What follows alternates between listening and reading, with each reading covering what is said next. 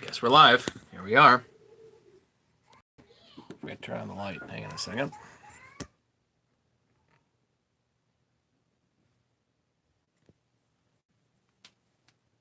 Up here.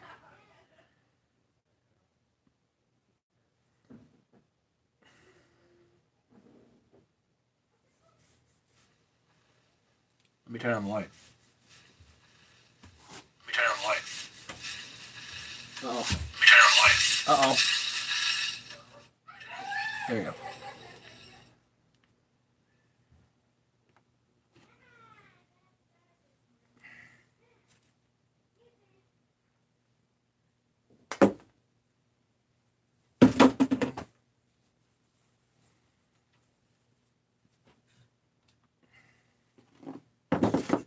Three people. How's it going, guys?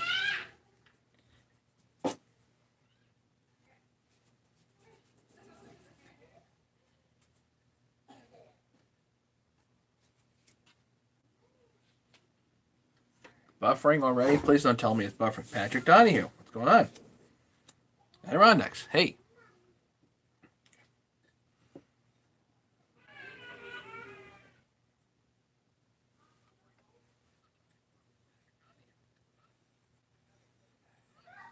Hey, Larry. You guys working on anything cool? I'm not. I worked on the shed today. West Coast, I don't get to see you live often. Patrick, welcome. I mean, we just hang out here. That's pretty much what we do. Larry's pretty much the only one that actually does any work. Right, Larry?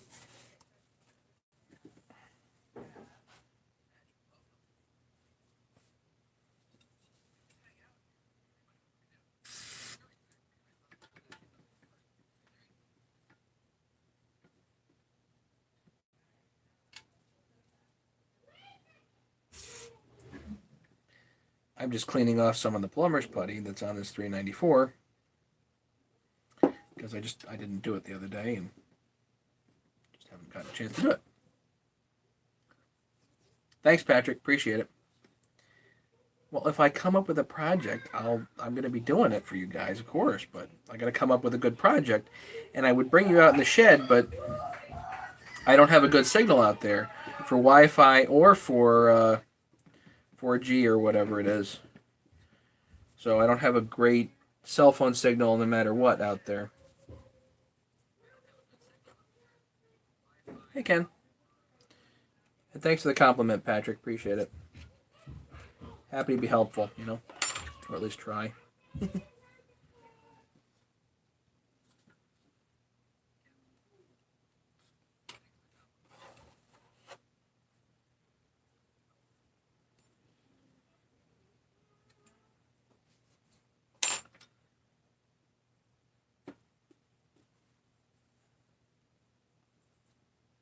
How's my hot water heater? Well, Adirondacks, funny you bring that up. Remember, I actually have one of the largest residential solar hot water setups in all of Connecticut on my house. So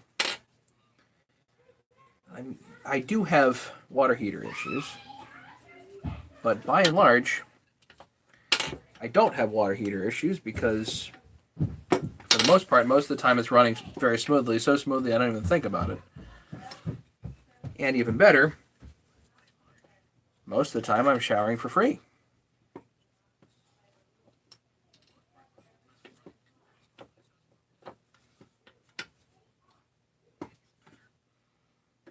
Yeah, I'm just making sure that all the plumber's putty is off of here, or at least as much as possible.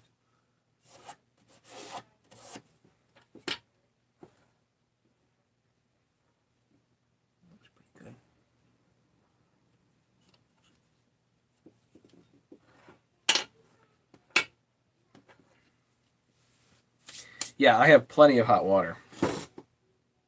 Plenty of hot water. I worked really hard for it too. There's a lot of work that went into that.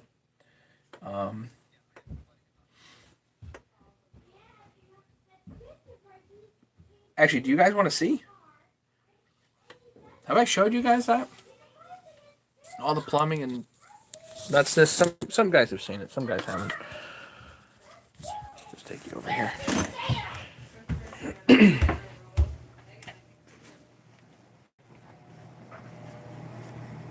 Hey, it's too dark in here. Hang on. Let me get the flashlight. Hang on. It's dark over there, and I don't have a great light set up right now. So let's get a flashlight.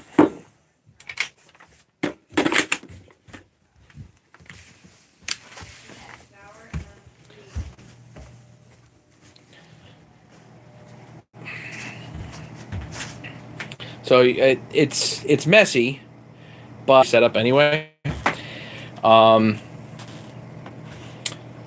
But so some of this needs, well, a lot of this actually needs to get cleaned up. But this is a NTI TI 100 boiler. Well, it's efficient. It's like 93% efficient or something like that. It's a condensing boiler, and I have all my radiant heat up here. So I retrofitted all of my first floor. So if you look up, under here is all of my radiant heating. And actually, if I can bring you to a spot where you can see it, where it's kind of exposed. So this is what it looks like. So these are just the copper. There's a lot of copper. The these aluminum channels, the PEX just snaps right into, and you screw them. You can see this. Let's see if you can see the screws. You can see the screws up there, and the thing with those is you have to make sure the channel is completely flush up against the plywood. If it's not completely flush up against the plywood, then you don't have good heat transfer.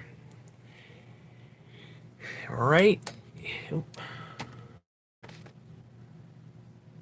dead center on my flashlight there, you can notice that there were staples. I had to individually cut all the staples off for the whole stinking basement when I did this. And then you put paper up, and then you put the this funny stuff, basically bubble wrap with aluminum.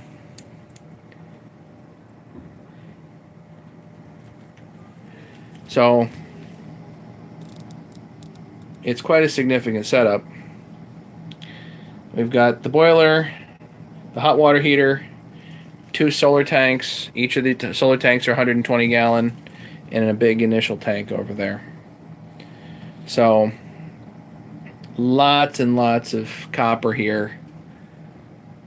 This is the main solar pump. This is my controllers and whatnot. So this is undone a little bit just because I had a here, but I messed that up. So one day when I have people say this looks like the Queen Mary. I actually have I have 9, 10, 11, 12, whatever it is, circulators. I have a bunch of circulators here. Only a few of these are actually hooked up. So the main one is here, I believe. No, that's not the main one. The main one for the first floor is here. That governs all the radiant. And then second floor is there. And I've got a bunch of other circulators ready to go, and if I need them for whatever. The bottom one here is actually domestic hot water. But it's actually a very simple system. The wires are kind of crazy, but it's actually a very, very simple system. And if you notice, I've got these mechanical unions nearly everywhere, so you can actually pull entire pieces of this off. Relatively easy to service all of it. Most of this was built on the bench. These manifolds here were effectively soldered on the bench, and then the whole piece was brought over. This is a 1959 Cape, and it's Well, Ken will tell you it's barely good enough to be called a house. It was built in '59, and really, basically, it's a post-war house. And I'm kind of polishing a turd here, but I couldn't help myself.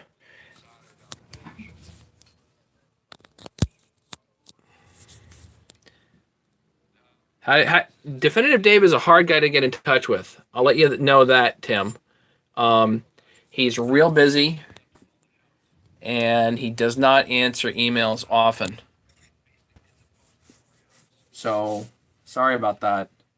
I've tried to get in touch with him myself, and he's not an easy guy to get in touch with.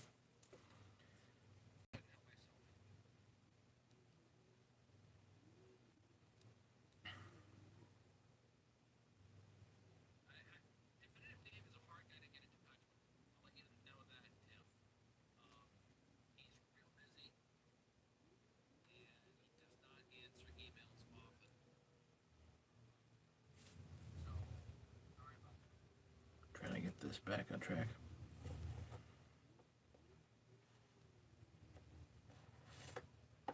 By the way, the planer worked pretty good.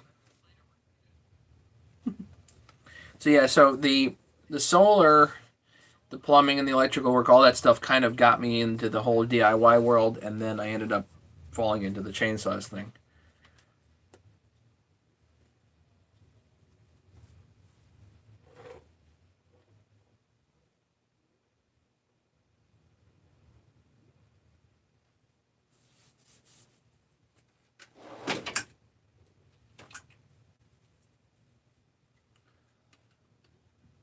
So what are we talking about tonight, guys? Other than me, I mean, I'm my favorite topic, but we can talk about something else if you want.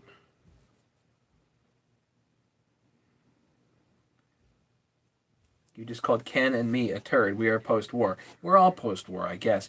But you did not win. Oh, I'm sorry, Jacob. That 261 eluded you, huh?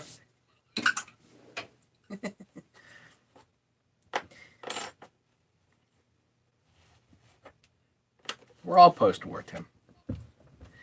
The where I am right now was owned, I guess, by one family here in Farmington. This They owned like a significant percentage of Farmington, and of course, after the war, they must have sold off, a good amount of parcels, and they just started building all. I mean, just stamping out houses like crazy. And I live in one of those houses. It was rigged, huh?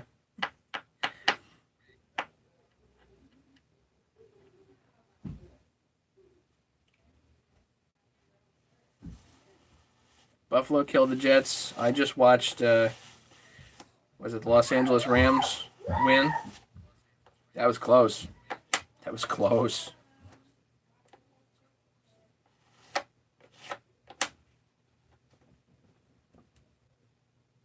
Long Island's the same after the war. Yeah. It's tough to know what to do, I guess, when you're building houses because, at least up here, everybody loves to build mega mansions. Um, but how many people can afford those? That's probably where a lot of the profit is. But very few people can actually afford those, and you got to, it's not even a matter of the tax. Up here, it's the taxes, but um, in addition to the taxes, it's the heating.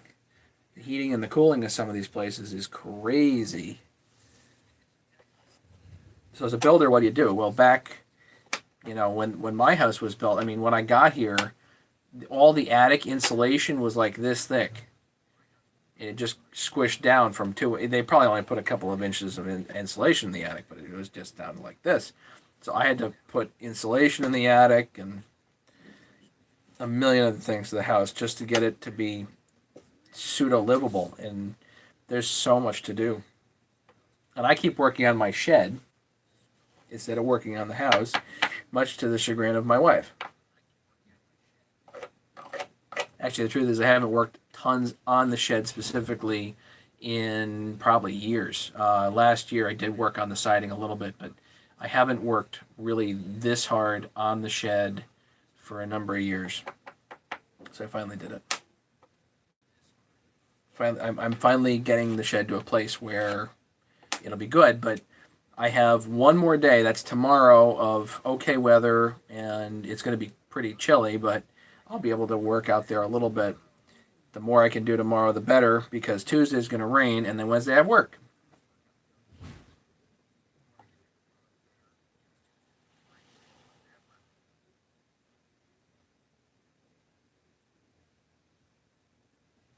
You're looking at Craigslist. They get a Husky 262 for $400. They think it's gold. Yep.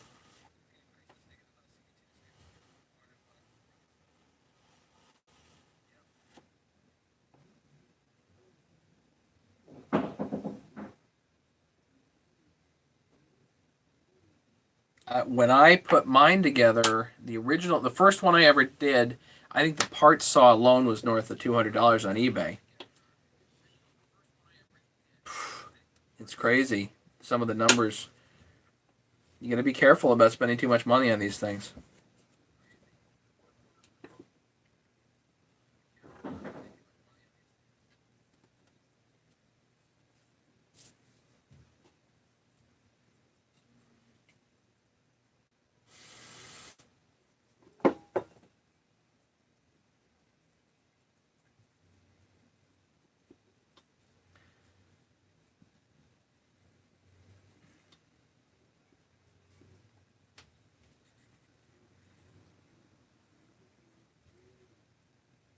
The 262 new, I don't remember how much it was, but it's been like 20, 25 years since they've been sold.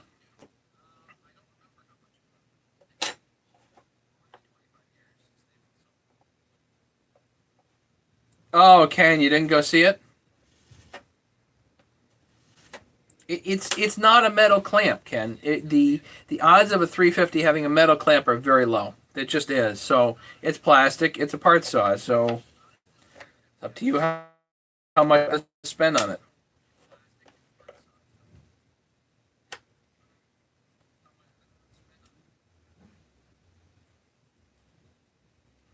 Right, and Larry, more power to them if they can make that kind of money. But it's just not. I don't think it's realistic.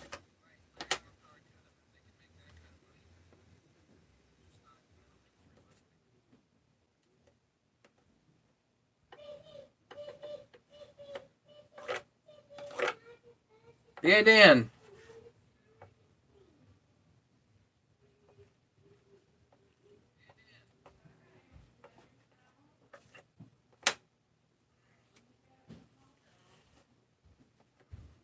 I'm still waiting for the machinist on an update here. I'm actually anticipating an update probably tomorrow on the tools just to see where they're at.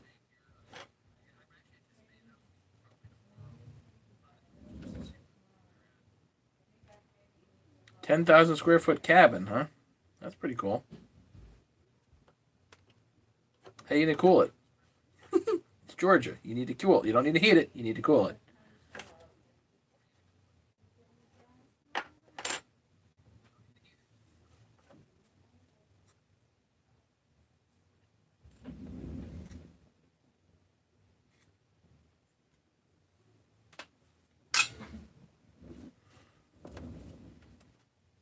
So Dan, we're just hanging out. Did you do anything cool today? Have any fun? Work on anything?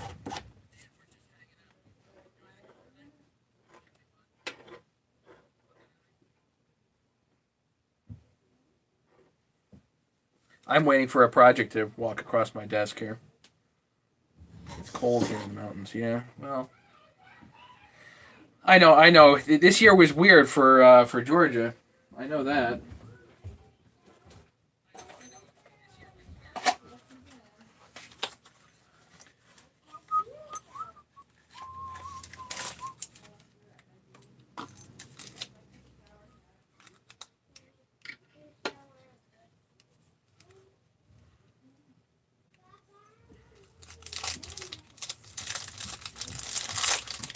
Raining.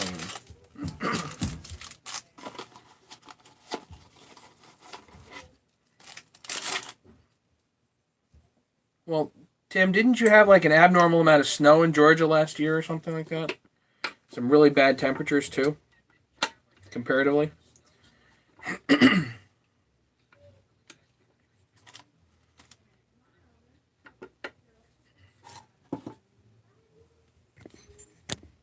I'm just gonna play with this 394 a little bit here. Yeah, work on Wednesday. Nah, well, bummer, sort of. I've definitely enjoyed having some time off, but gotta get back to work, you know, eventually.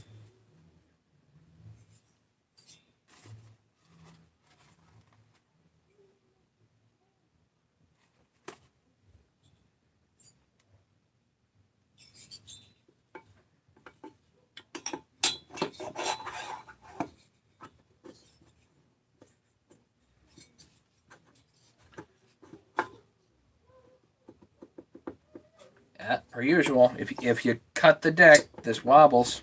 Gotta be careful. Working on a steel. Brandon's working on a steel beer 420C leaf blower. Okay. P.A. Dan took the family insignificant others after dinner. Good. Gotta run the rebuilt. Cool. He went to Glock's mom's house. Okay.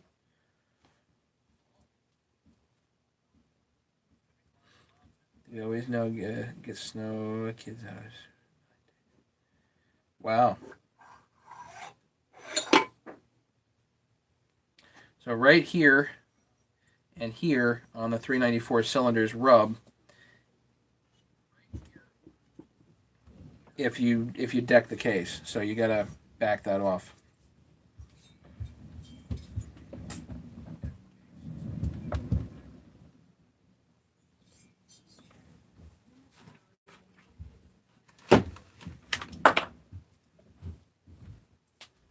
Okay, see you in a minute, Dan.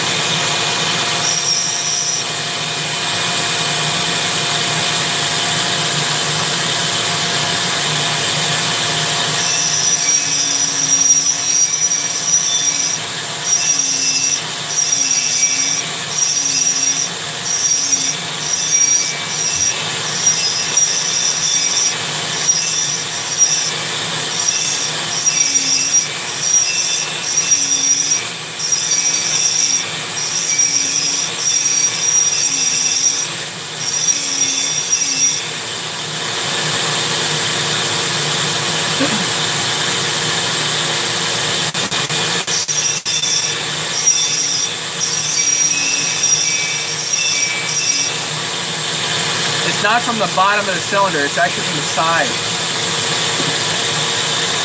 Just angle it a little bit, you got it.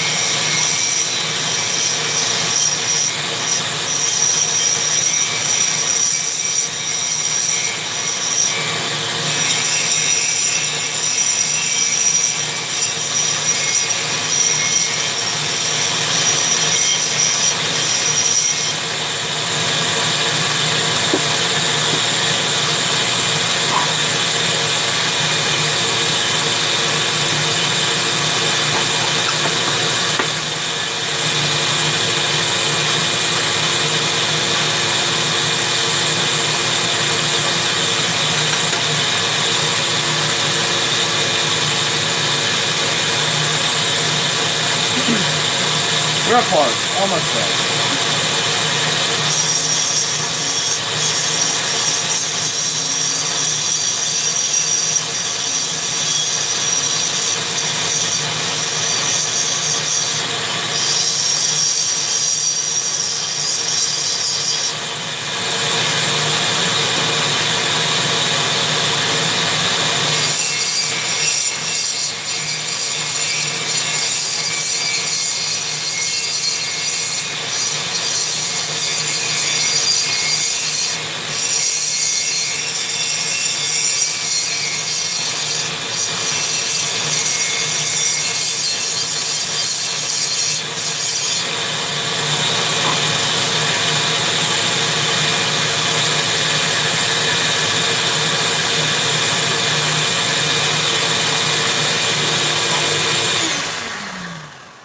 I think this should go.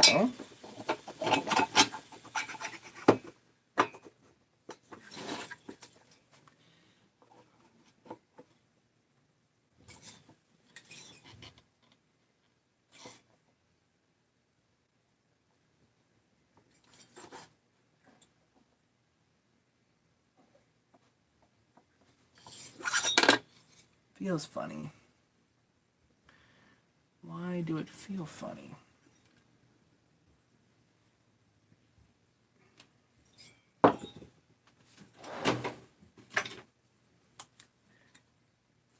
Just going to take a little magic marker and put that in here and see if we can get a mark.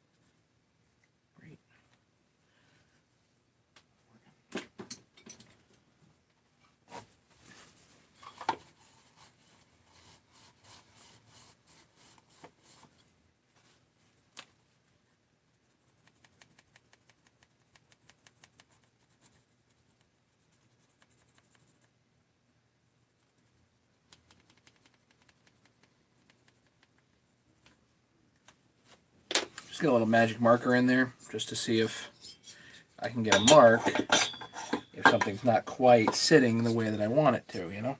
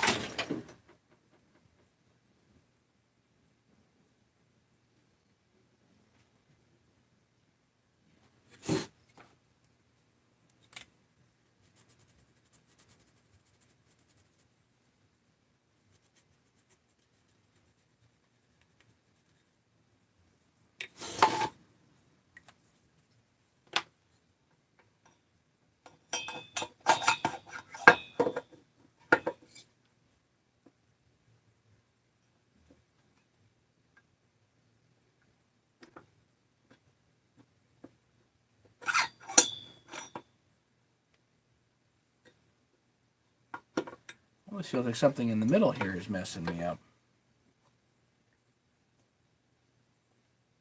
Hey, David.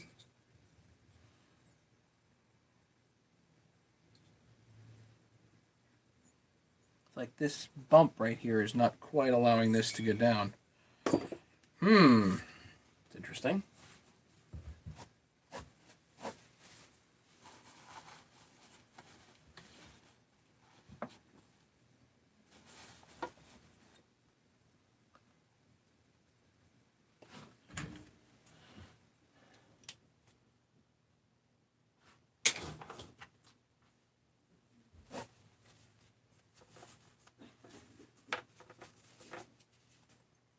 Did you run it, David? Did you get the bar?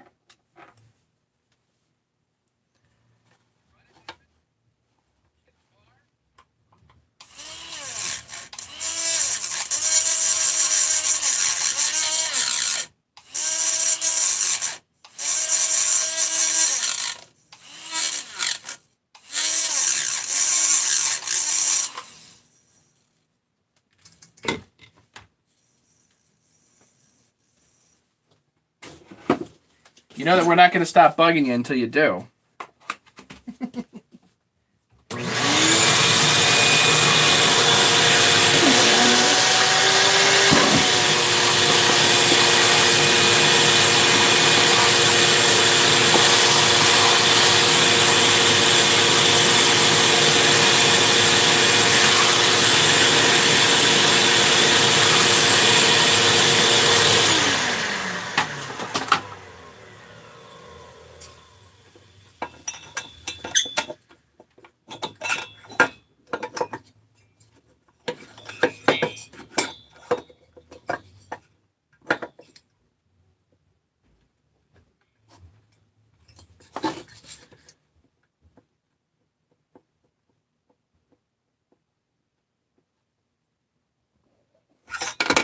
How is that even possible? This is a perfectly flat surface. How is this?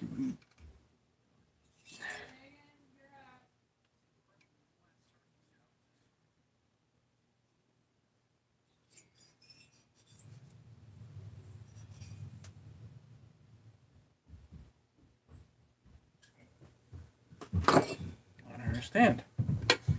Anyway, I'm killing us. Yeah, I don't know. I don't know why David doesn't get that, that thing going.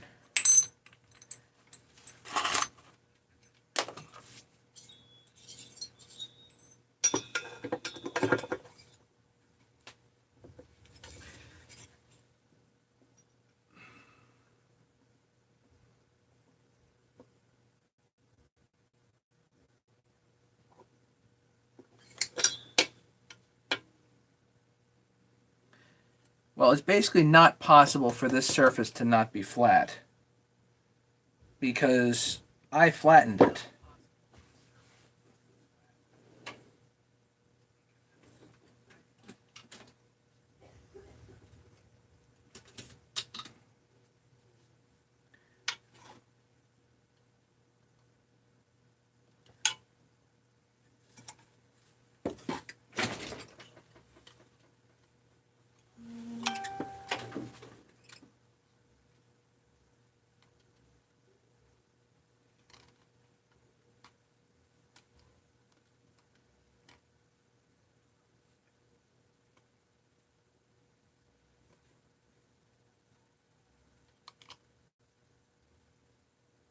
There is no rock there with the razor blade. This is a flat surface. No, there's no daylight. It's not, it's a flat surface.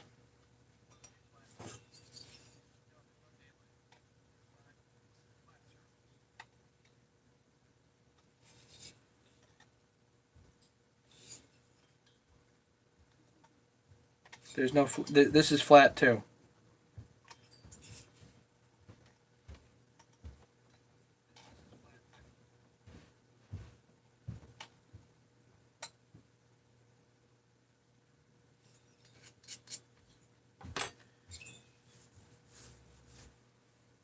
Then and therefore, something else must be hitting, right?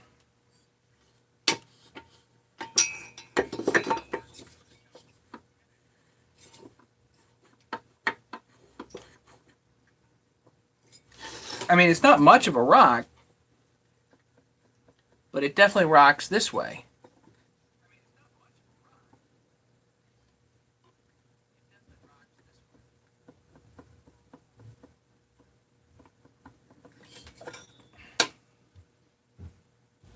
Larry, I did take down the bottom of the cylinder. It doesn't...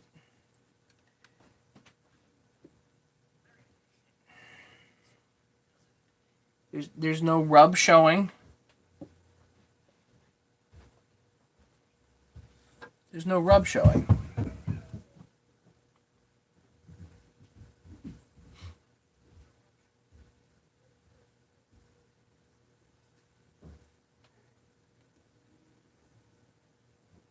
What happened to the feed here? This is weird.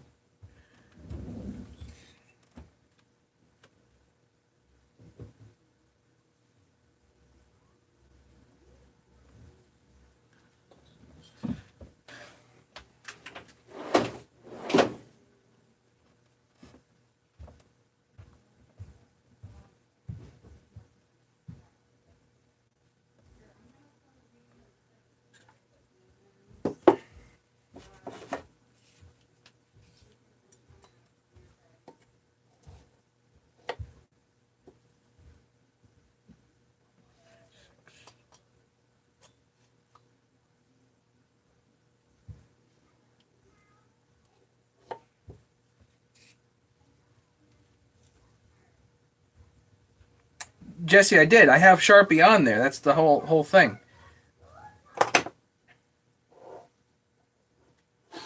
The crank rotates fine. I have another cylinder. The cylinder's flat. I can confirm it with a razor blade.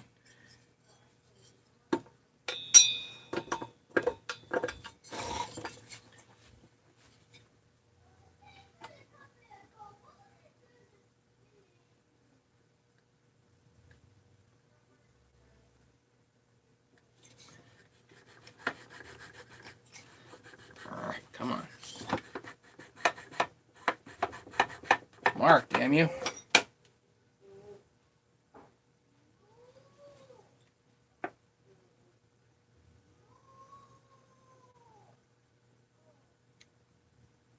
I don't see a mark.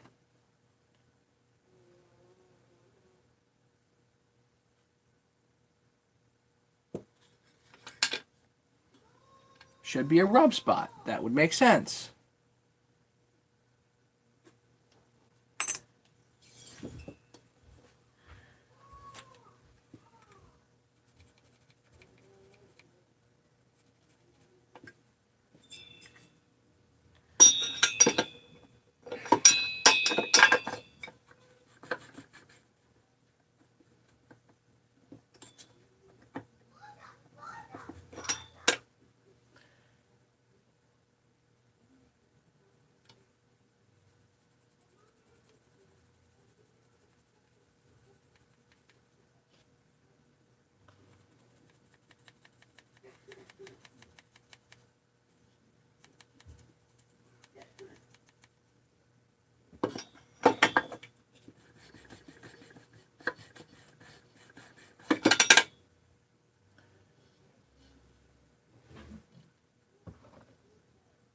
There's no rub spot there.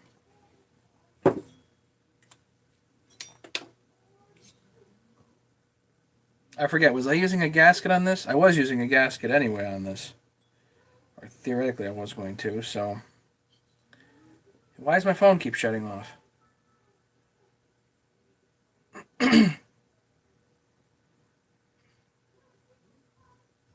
Piece of paper, it's going to be way too thick.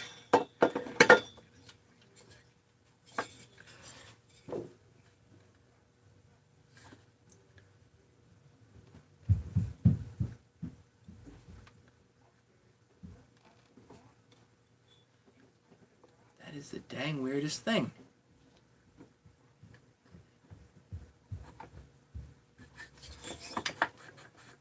Gasket might solve the problem, yeah.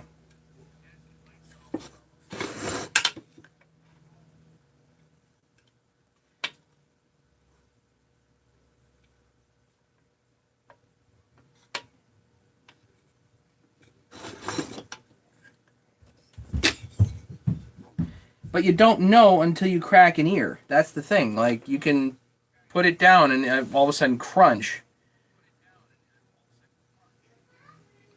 Is it touching? I'm trying to find out where it's touching.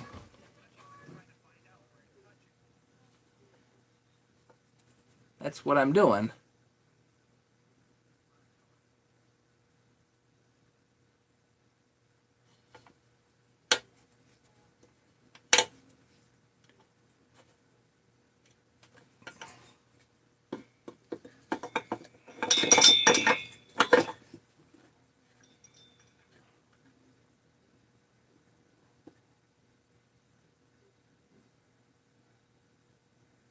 It definitely has a rock in the middle, so the whole thing rocks side to side.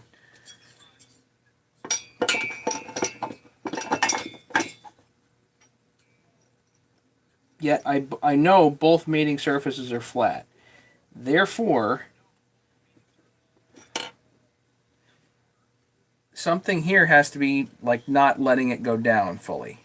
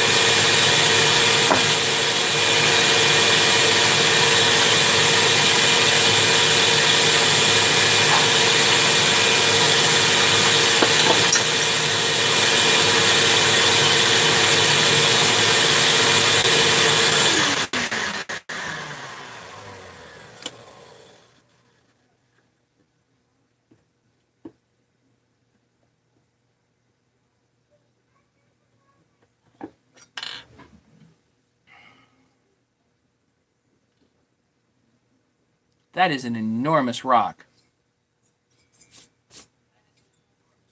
I don't have a 1,000 shim, no.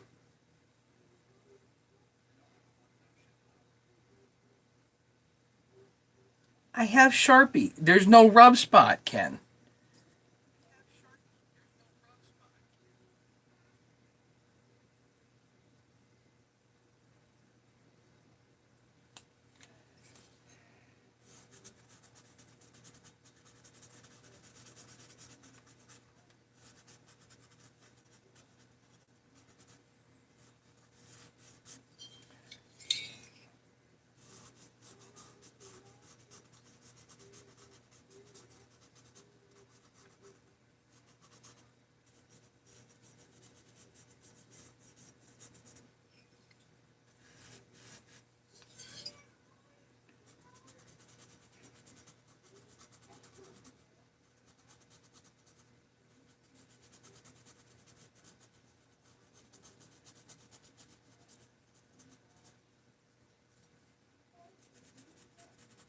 Just gonna coat this whole damn thing.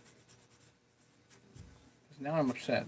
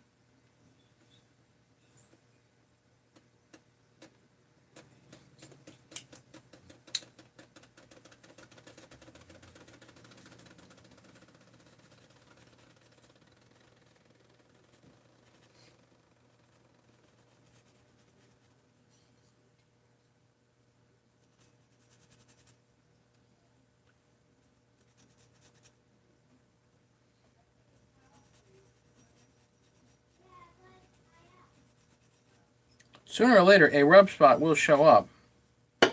Has to.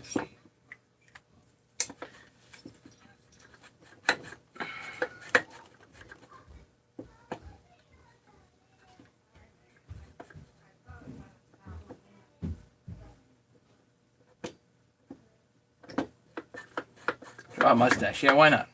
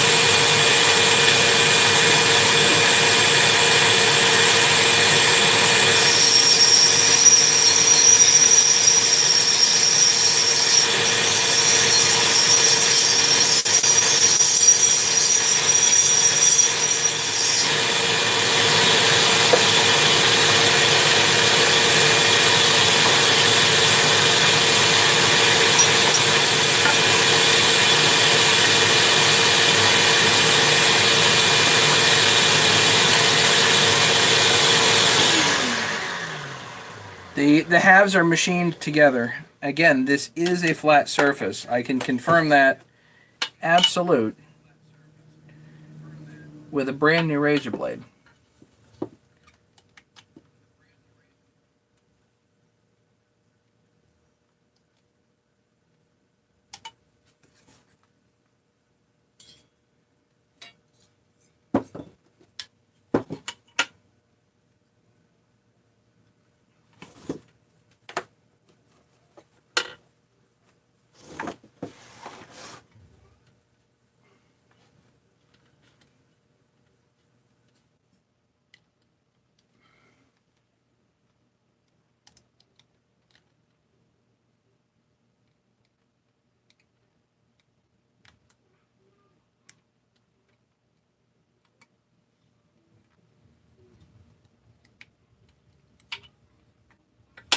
It's flat, like dead flat.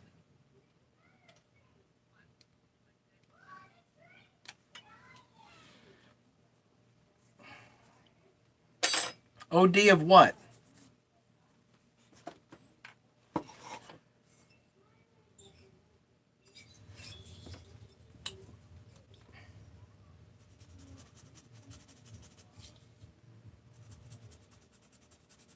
And if I mark all of this, then it doesn't necessarily show me. Then you're basically arguing that this isn't flat, right? So, but it is. I looked at it just with a razor blade. It is dead flat. The other thing that you'd notice on this surface, if it wasn't flat, as I was machining it, if this moved during machining, then what would happen is as I was machining it, the tool bit would actually come across as I was going around, and it would be uneven over here.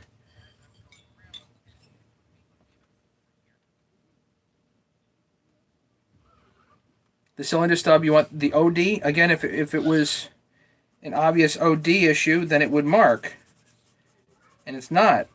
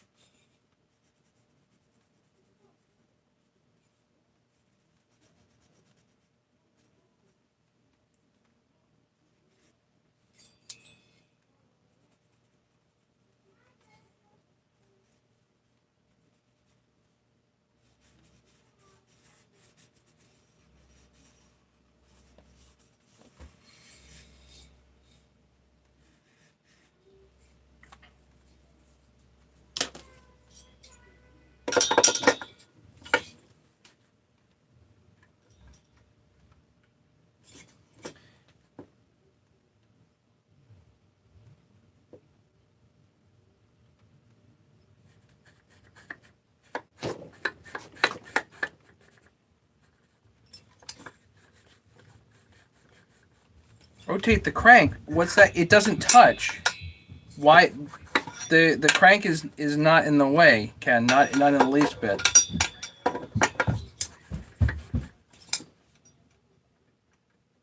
The crank is not in the way. Rotating the crank does absolutely nothing.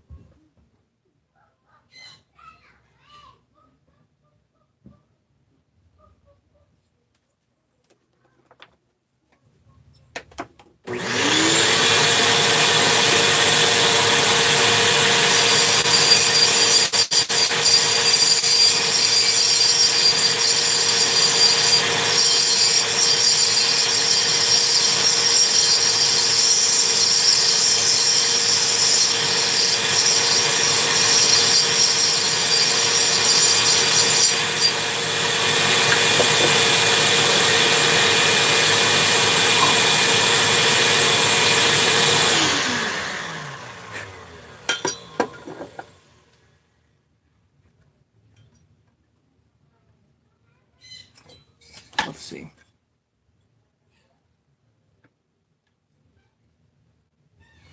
It's not on the exhaust side. It's on the intake side. It's got to be.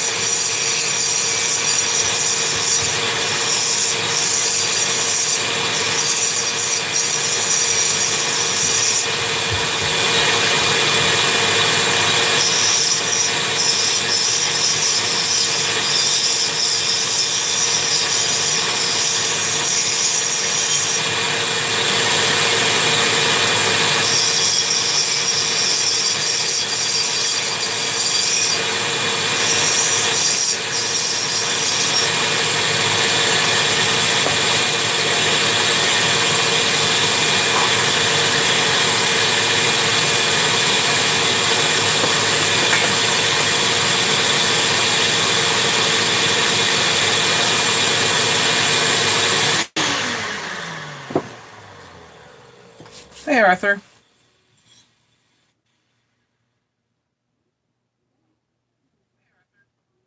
Surface scraping. We don't need No. Look.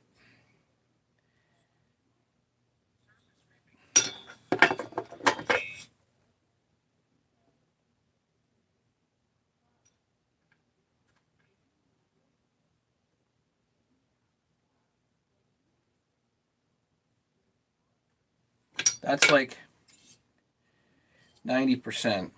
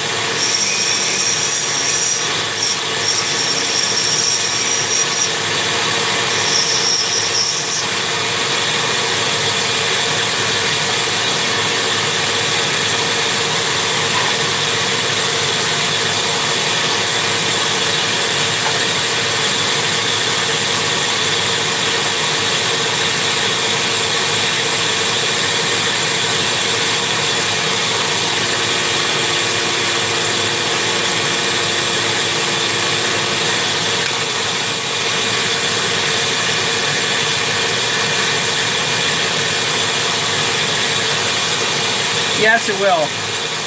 Get a hammer. No.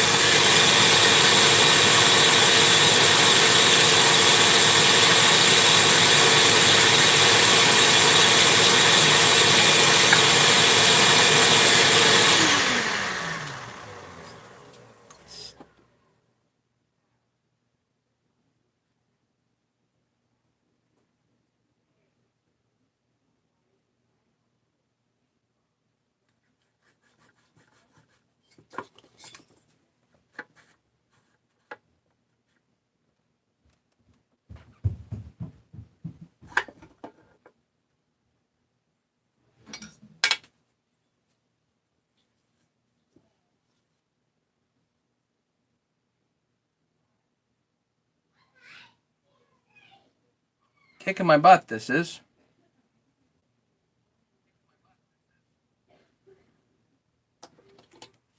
Ken, I swear, if the hole is smaller than it needs to be, I'm going to be so pissed. But it's not. It's just not. I've never seen one that was.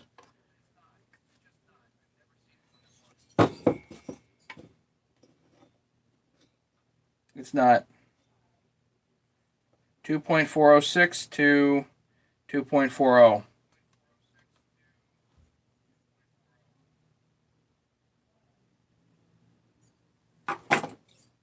No, it's not. Yeah, I know that rocks, but that's not the. I can visually see it.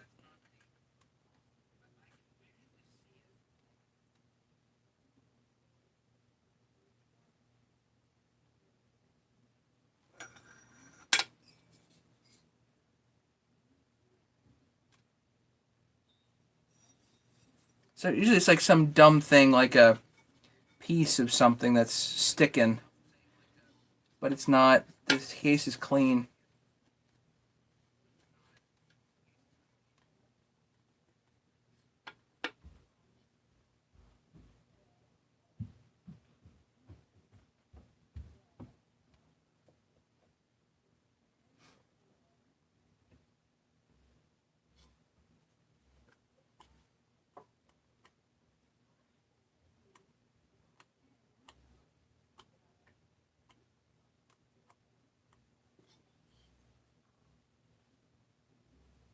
It could be the catch here. It's possible.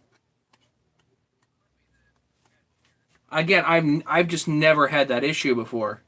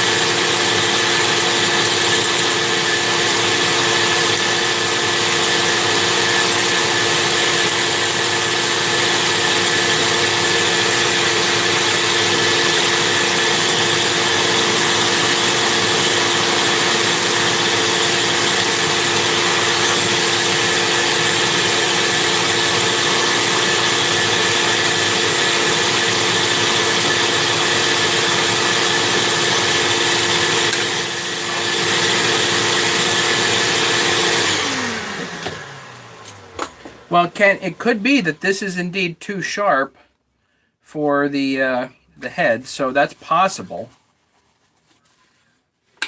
It's not an issue I've ever had before. Never run into that before, but I guess that's possible. Let that razor blade go.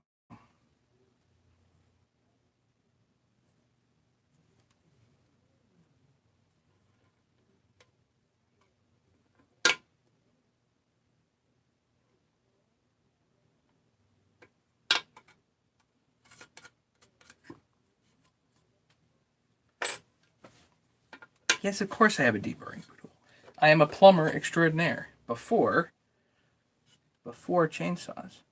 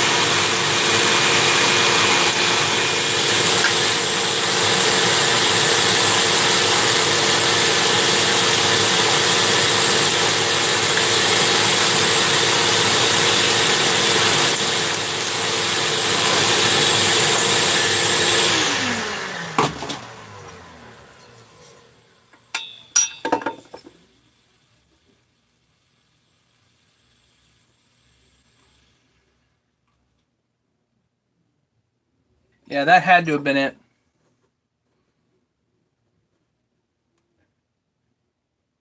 Again, not an issue I've run into before. But what happens after you machine this edge is too sharp for the head.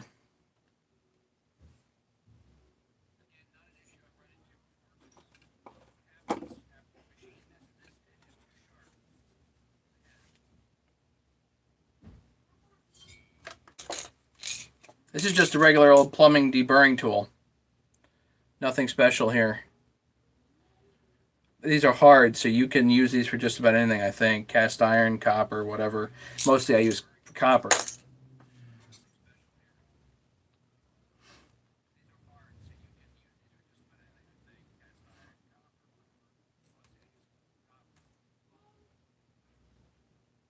What's Noga? No burrs in the holes in the cylinder base.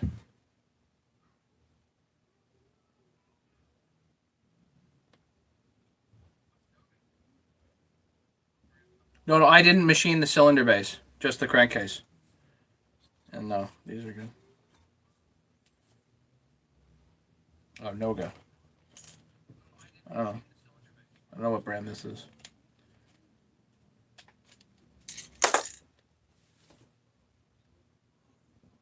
All right, the base was not machined, just this.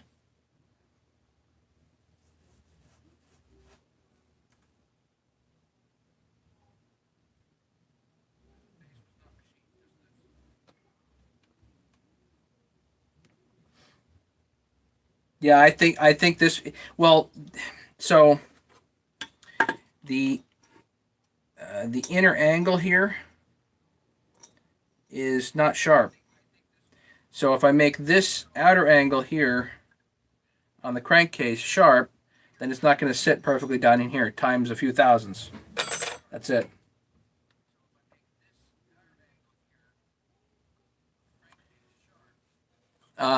Got to be careful with chamfering generously. The 394 has a very thin seal right here and on the intake. There's just not much there, so be careful with that.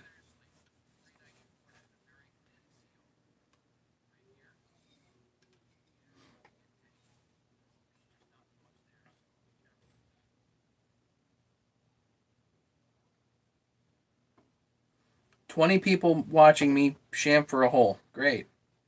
What's everybody else doing?"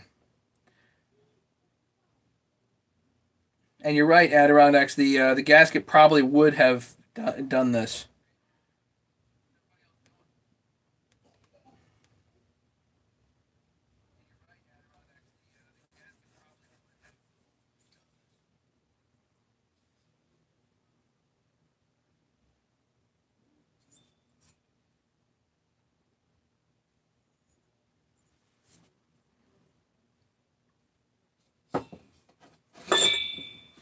Okay, enough screwing around. Let's find a gasket.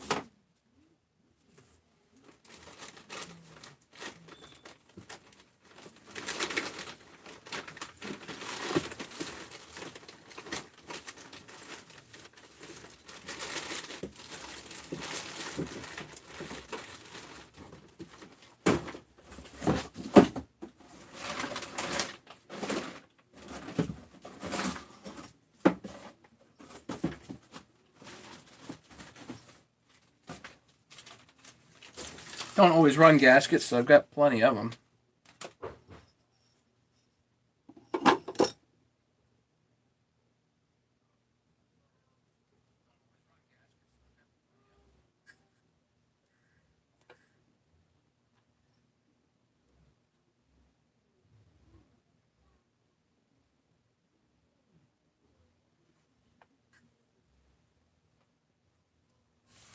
Oh, Adirondacks, that's a fantastic question. So, are you machining the base or machining the case? So, two different issues there. If you're machining the base, then you're going off of the initial assumption. If you're machining, or if you're machining the case, the actual crankcase, like I do, you're going off the assumption that this surface right here is parallel to the crank. That's assumed because in stock form, basically it has to be, you know. You have to assume that with the jigs that Husky has, that when they actually bore the hole for the bearing and then machine this surface, that they are completely parallel. So that's assumed. Now, Ken and I had a discussion about how to check that. The only way to actually check that involves putting the crankcases together without the crank, taking a bar that goes through the bearings and then indicating off the bar for flat this way and then indicating off of this surface and seeing how close you are. But then you have to split the crankcase again, put the crank in there, put it back together. It's a lot of work just to check an assumption. So yeah, anyway, so basically you're kind of what I do is I indicate off of the crankcase with the assumption that it is parallel to the crank. That's an assumption. So if the both are parallel, then the stock cylinder head is going to be wherever it is. Hopefully it's straight up and down. Although it's very possible for cylinder heads to be out too, especially aftermarket heads. So I would definitely argue that pretty much every aftermarket head probably needs to be trued up. It's a lot of work, but you know, do you really trust them? I've had plenty of aftermarket heads that I haven't trued that work fine. I did have one that messed up two cranks for me. I can't prove it, but I'm pretty sure that's what did it. Bill Sheffield, newbie here, just found this. Yes, I do the live streams. Eating breakfast, turned on my phone, found this. Bill, yes, I do live streams, and welcome. Please heckle. Please ask questions, whatever you like. I don't have a particular agenda tonight. In fact, most evenings these days, I haven't had a particular agenda. I just come on, and a whole bunch of people end up showing up too. So you feel free to ask questions or whatever you want. If you want to ask about the tools, you're welcome to do that. I'm hopefully getting some in stock pretty soon, hopefully next couple of days. What else? Yeah, basically, knock yourself out as far as that goes.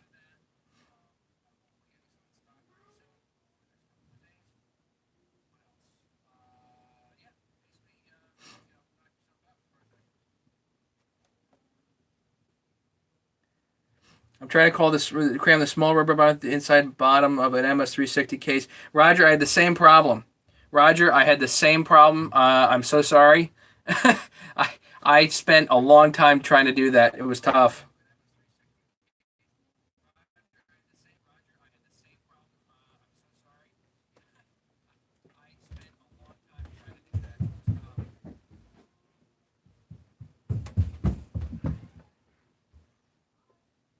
And Ken, for now, my parents' location in Easton will remain a secret. But if you want to just see me actually do a crankcase like after it's done or whatever, or put one together, you're welcome to you know you're welcome to come over, of course.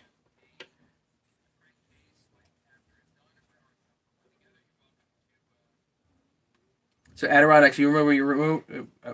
Yes, what I'll do, like I wrote 031 here, so I wanted to remove 31 thousandths from the case here, and so what you do is basically again you go on the assumption that this is flat, and what you do with you take an indicator and stick it in the Bridgeport head and move it this way in both directions, and make sure that from here to here essentially you're plus or minus a thousandth of an inch. Once you're plus or minus a thousandth of an inch, this direction and that, you're pretty much good to go. Then you take your end mill and run it down, and once it touches, then you zero out your vertical, and then bring it back off, add 30 to it or whatever it is, and make your grind, and you're done. It takes about an hour to set up, though. It's kind of difficult to get this clamp properly on the Bridgeport.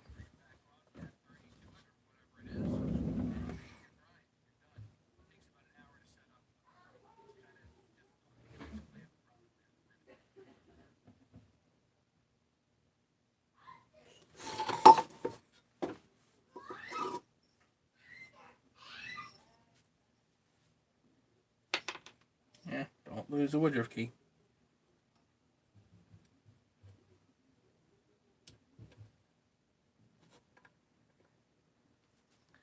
So I'm just putting the flywheel on temporarily. Now I knew I had some screws here.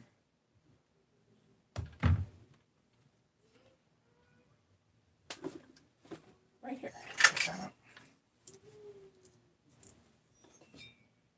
So we're going to get a squish and then see maybe we get some timing numbers. We need a piston first.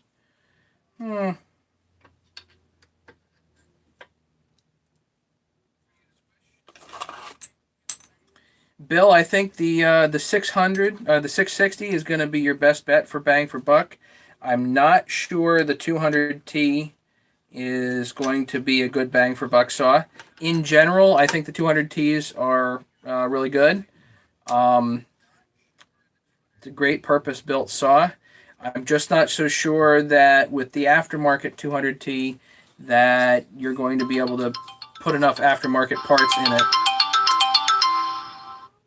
You're going to be able to put enough OEM parts in it to make it worth it, you know? At least not financially worth it. The 660 you can. I'm pretty convinced at this point that you can put OEM parts into it and still have hopefully a few bucks left over and a running saw, you know? The 200T, usually you can, you know, find tree guys that have a bunch of them sitting around and con one of them off of them.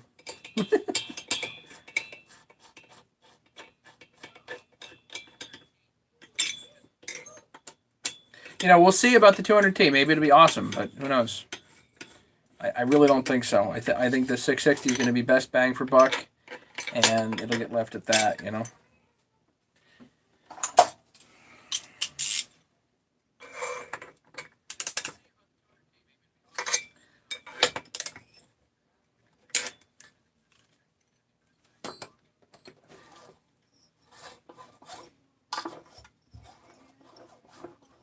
I don't have a head slapper. That's good. My Vickers life. I had to step away for a few. Why was the cylinder rocking? The cylinder was rocking because when I machined the case, it left too sharp of an edge right where I machined it, so I needed to effectively chamfer that. The mating edge on the cylinder head had a bit of a radius to it naturally, so you go with a too sharp of an edge up against a radius, and it's gonna rock. Ken's idea.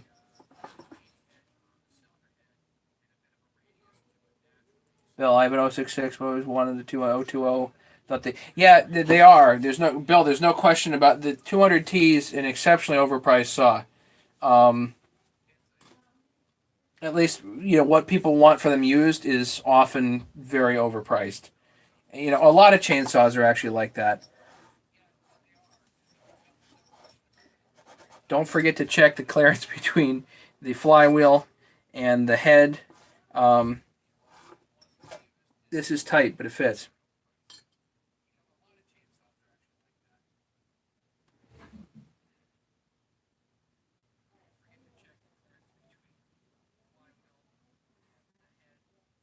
Yeah, that's a good idea. Thanks, Ken.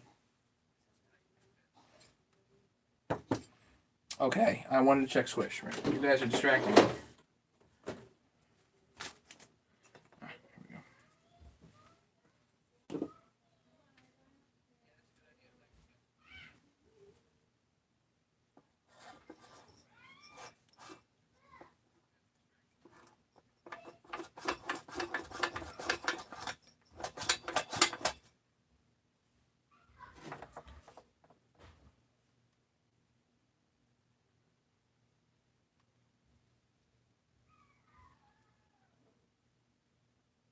Anybody want this in millimeters? 0.0175.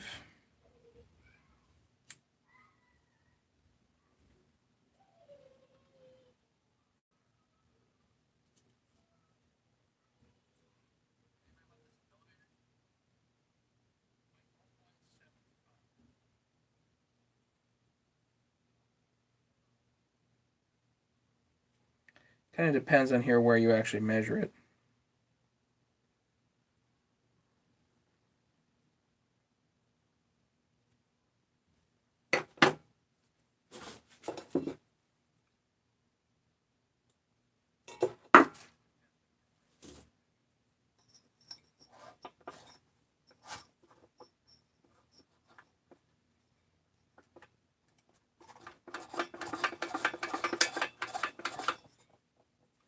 Yeah, so Bill, a lot of people have that problem, especially like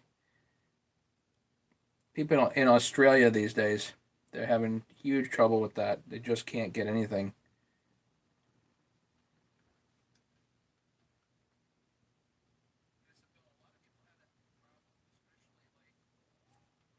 018. So I probably want to grind a little bit off the top of the head, which I can do. That's not a problem. And while I am thinking about that, we can fiddle around with that a little bit so you guys see how I do that.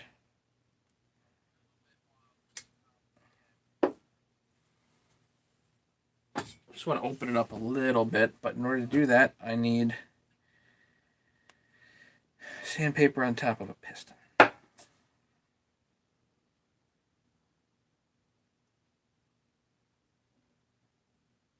The Philippines, yeah. So I can imagine getting much of anything there might be a little tricky.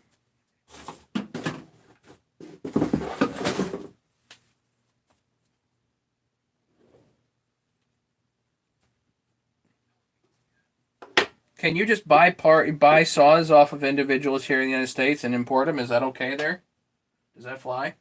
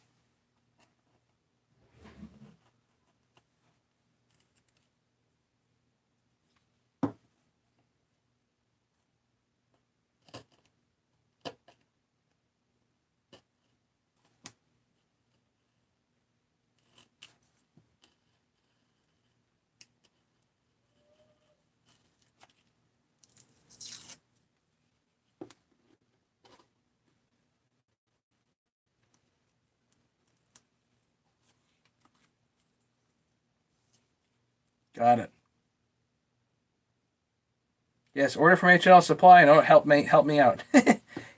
If you happen to need anything from HL Supply, please click my usual link in my usual chainsaw videos. It does help me out.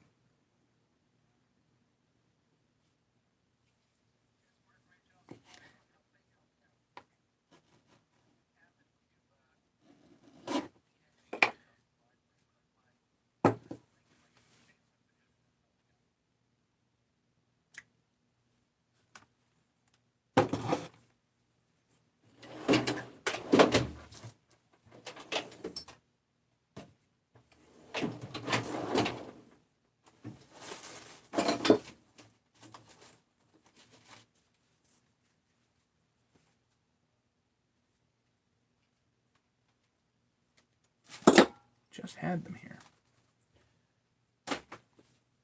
Okay, too much stuff going here. Gooby going. To take off JB Weld? I don't think so.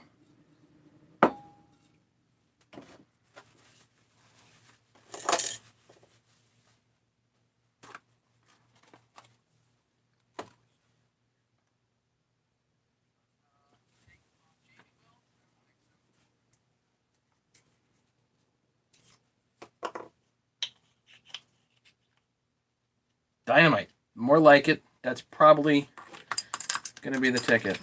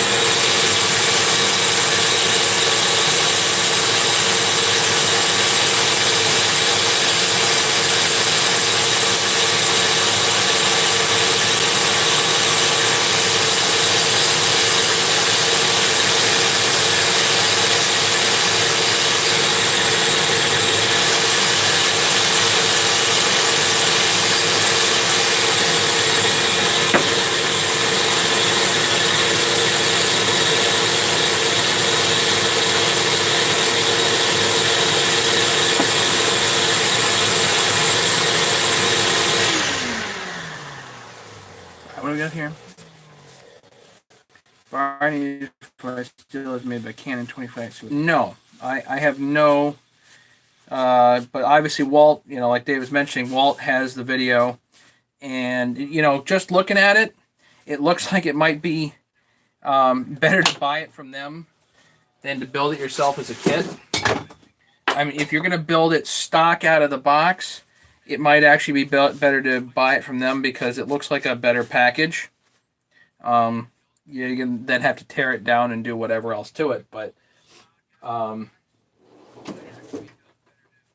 looked like a fine running saw to me once it got going.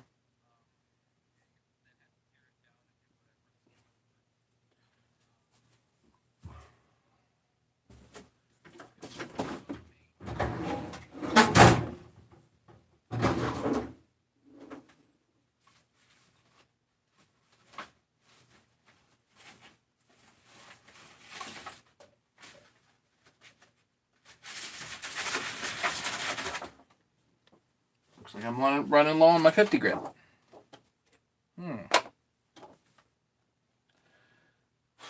Okay, so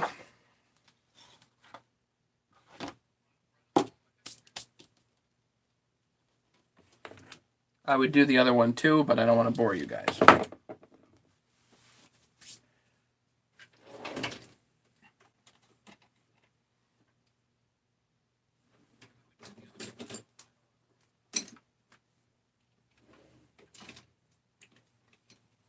JB quick weld going here, and yeah, a little bit of JB quick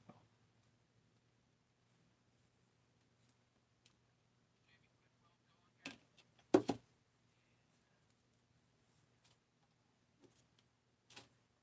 You don't need that much, actually. I've tried Super 77 on this, and it does not work great.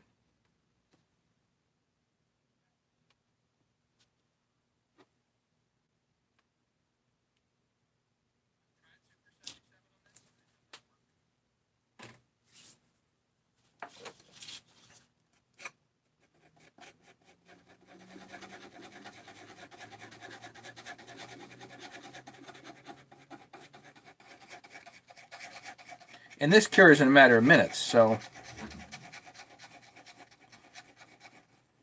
I just put this down on a reasonably flat surface.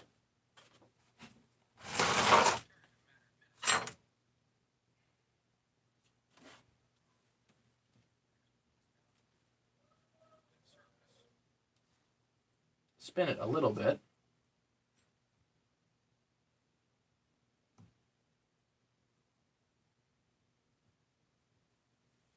And then put a weight on it, like a battery pack is good.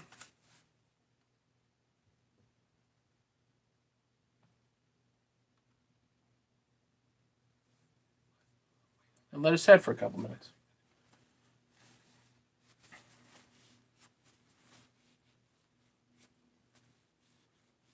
Two-stroke bicycle kit. No.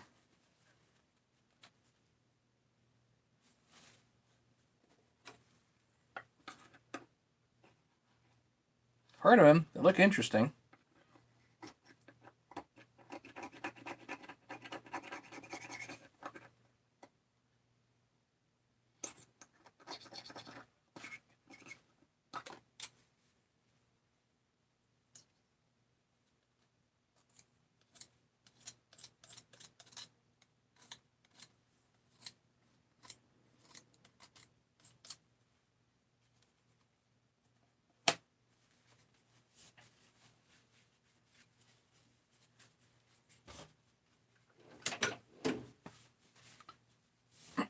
Who was it that wanted the chains? Was that Barry? Barry, did you? Are you on today?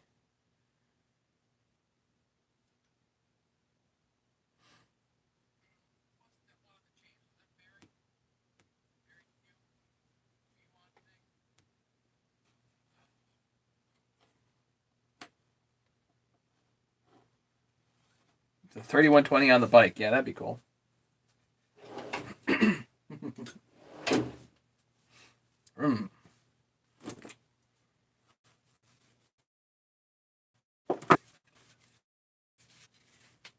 Actually, they have much more equivalent of what, a 50cc motor. If you could put one of my Husky 350s on there, you're looking at 5 horsepower. It'd be pretty good. Pretty good on a bike.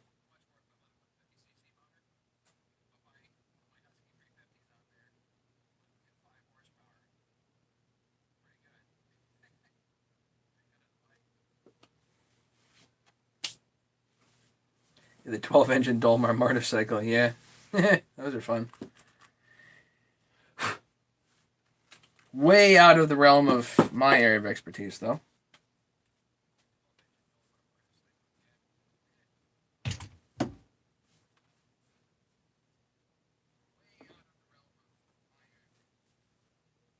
All right, well, I'll pull the other one off here and see how easy or difficult this is to take off. Usually they're not that bad.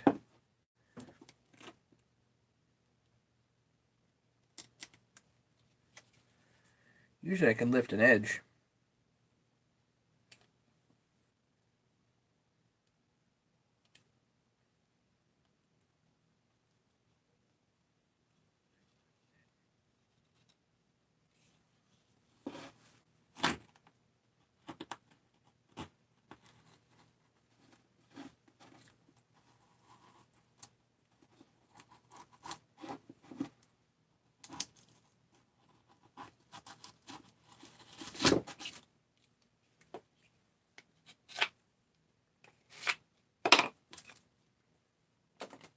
Great. Same thing. 22 people here. What's everybody doing other than talking about saws on bikes?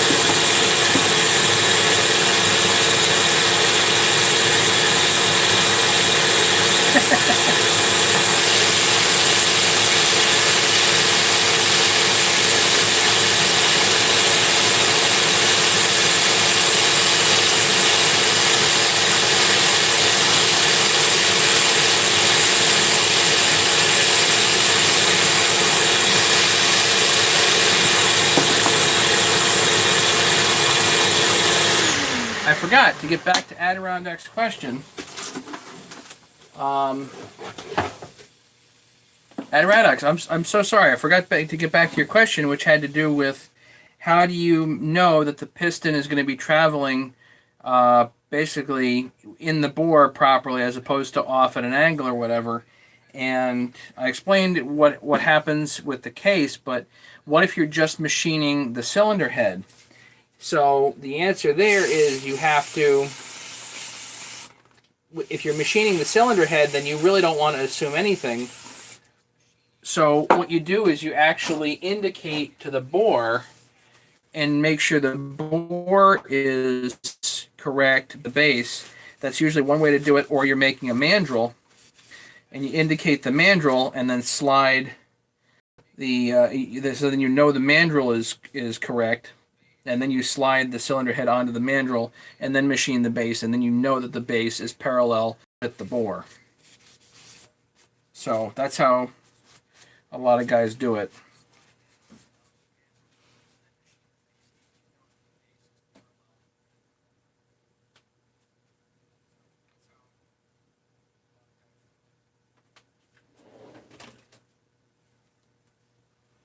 Might as well quick weld this one up too, right?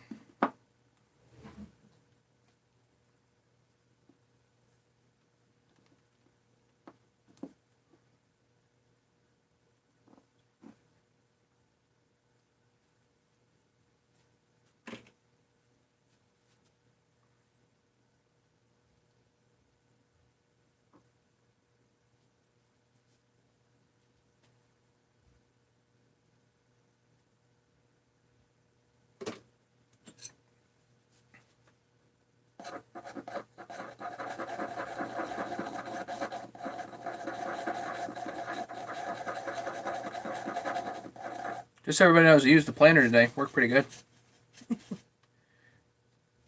Still had that chink out of the middle of it, kind of driving me nuts, but for what I was doing, really didn't matter.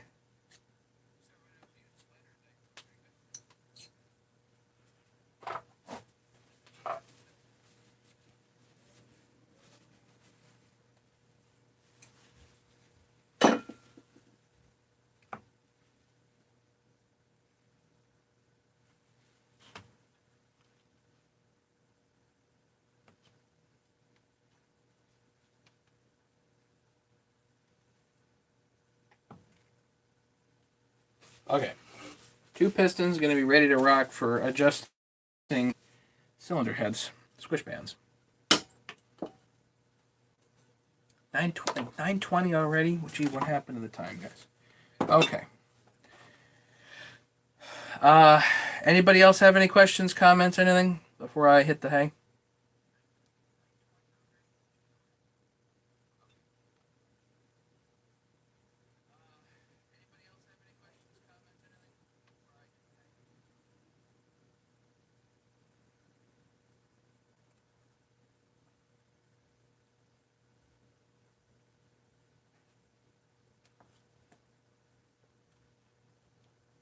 Tools, questions on tools, anything?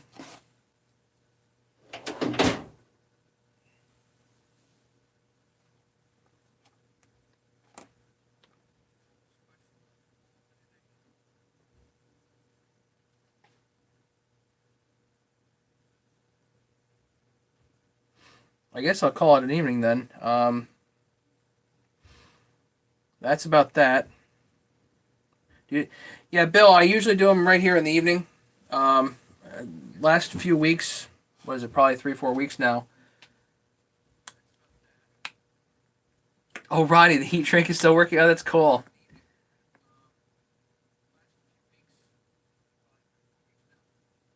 Arthur, thanks for hanging around. Bill, yeah, I've been doing this for a few weeks now. We've kind of come in 7:30, 8 o'clock, 8:30, whatever, whenever I can come down and do a project. I'm trying to save my projects or my chainsaw projects for the evening anyway. I'd like to show you guys what I'm doing in the shed. Maybe if I get some ambition tomorrow, I'll do that and show you guys. Uh-oh,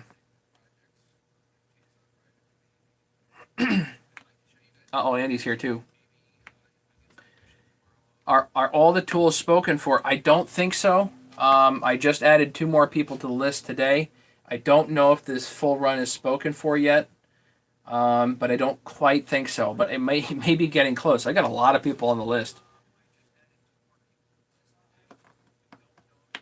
The machinist ordered some new taps. I know that, but I don't know anything beyond that. That was the last that I heard.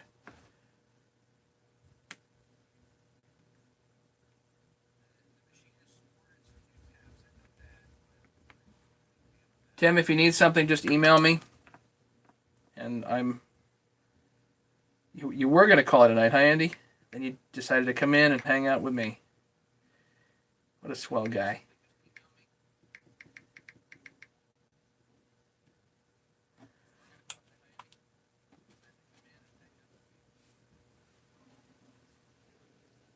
I wish I was doing something interesting. I mean, pretty much the only interesting thing we did tonight was figure out that I didn't have enough chamfer or any chamfer at all on the machining there, and this is really the first time that it ever made a difference. So thanks to Ken for that.